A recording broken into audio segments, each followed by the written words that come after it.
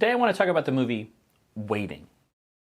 I watched this movie when I was in high school. I don't really like it. Then I got a job working in a restaurant. And I watched the movie again after working in a restaurant for a couple years.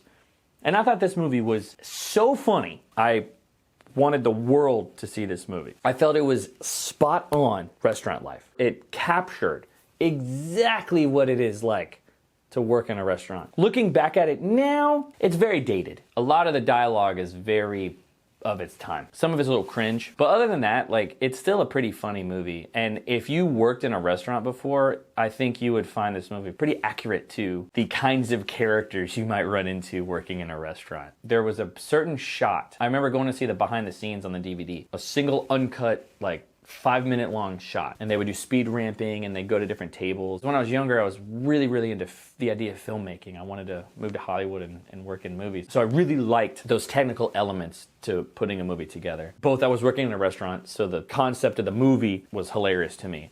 But also I was paying attention to the craftsmanship of the movie itself. It's not as good as I remember. The problem too is that I'm not working in restaurants anymore. It would only make sense that I've moved on from that, from the themes of the movie, but also from the humor.